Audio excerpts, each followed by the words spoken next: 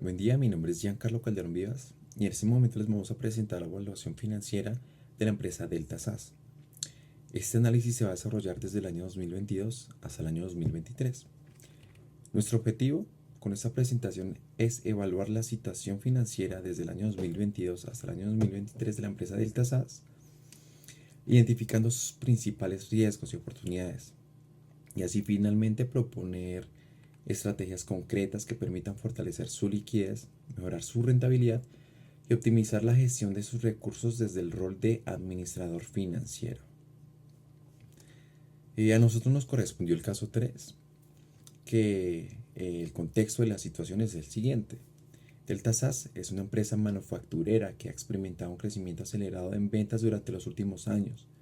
Sin embargo, esa expansión ha venido acompañada de incrementos en costos operacionales y un mayor nivel de endeudamiento.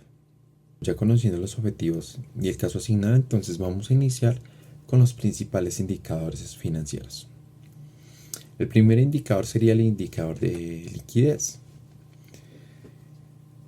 Activos corrientes sobre los pasivos corrientes. Como podemos ver, aunque Delta puede cubrir sus obligaciones de corto plazo, su liquidez se deteriora debido al aumento acelerado de pasivos corrientes. Y es que sí, los activos corrientes son superiores a los pasivos. Sin embargo, como podemos ver, desde el año 2022 hasta el año 2023 hay una diferencia considerable entre estos dos. Segundo indicador, endeudamiento. Pasivos totales sobre los activos totales. Bueno, el apalancamiento aumenta significativamente y pues esto obviamente eleva el riesgo financiero y dependencia de los terceros para poder financiar estos gastos operativos. 2022 hay un porcentaje de 64.5, año 2023 76.7, eso significa que está aumentando un 12.2%, así que sí hay un bastante riesgo a través del tiempo. Tercer indicador, cobertura y gastos financieros.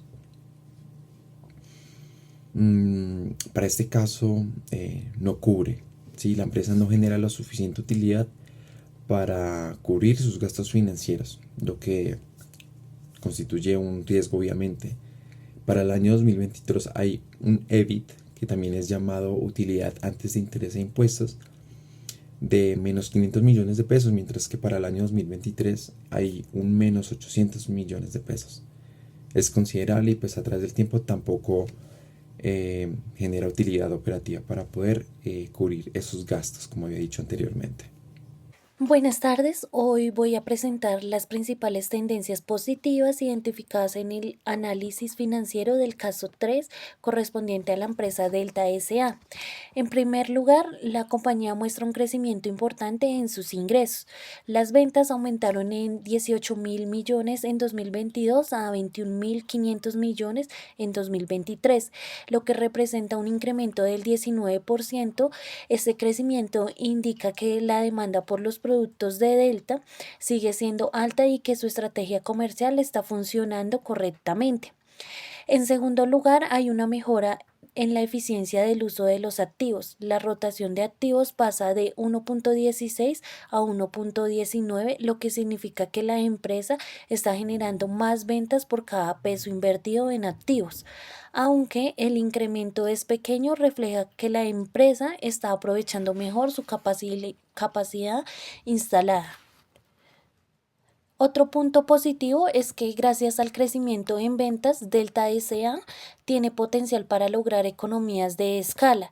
Es decir, si mejora el control de sus costos y el manejo de sus procesos internos, podría aumentar su rentabilidad sin necesidad de incrementar todavía más su estructura de gastos o su nivel de endeudamiento.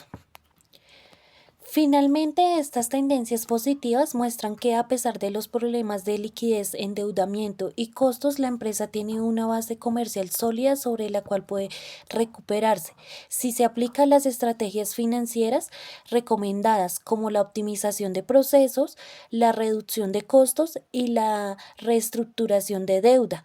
Delta puede transformar este crecimiento en una rentabilidad sostenible. Análisis financiero.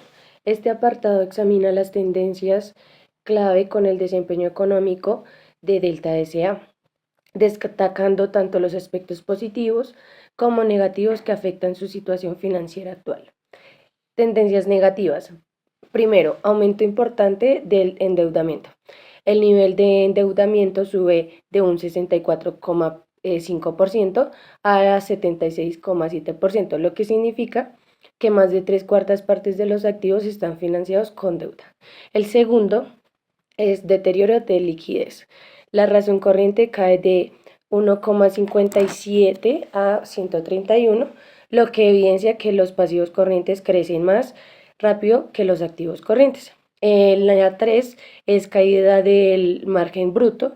El margen bruto pasa de 20% a 17,7%, lo que muestra que los costos de venta crecieron más rápido que los ingresos.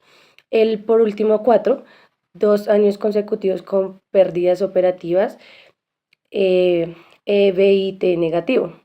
La empresa opera con periodos operativos.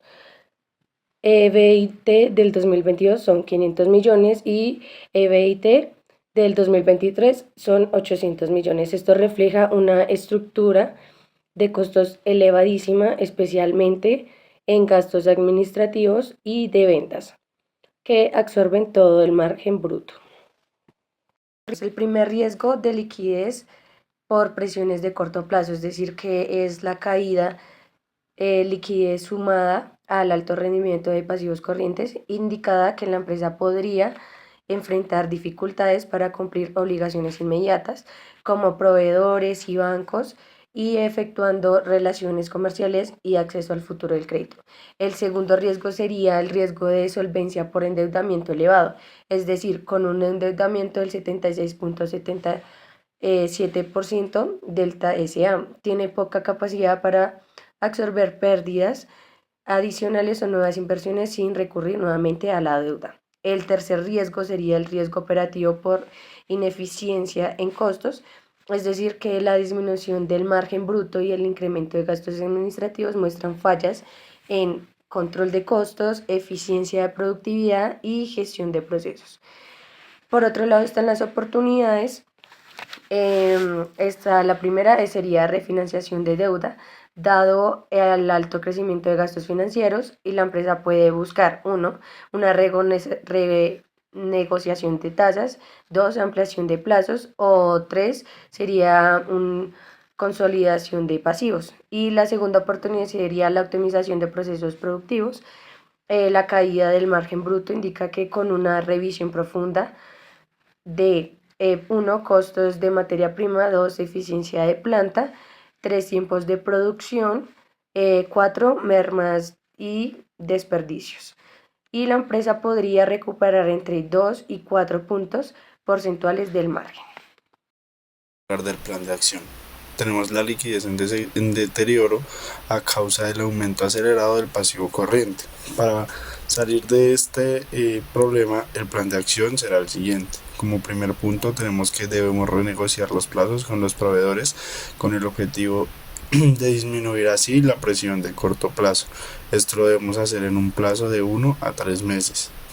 Como segundo punto, debemos optimizar las cuentas por cobrar, descuentos por pago, implementar scoring de clientes, y esto lo debemos hacer en un plazo de 3 meses. Como tercer punto, debemos tener control de inventario, reducir el inventario obsoleto o lento, disminuir el riesgo de obsolescencia, y esto lo debemos hacer en un plazo de 6 meses. Para continuar, vamos a hablar del endeudamiento. El endeudamiento es a causa de la expansión financiera en exceso con deuda. El plan de acción para salir del endeudamiento sería la refinanciación de pasivos financieros, buscar tasas más bajas, y esto lo haríamos en un plazo de 1 a 2 meses.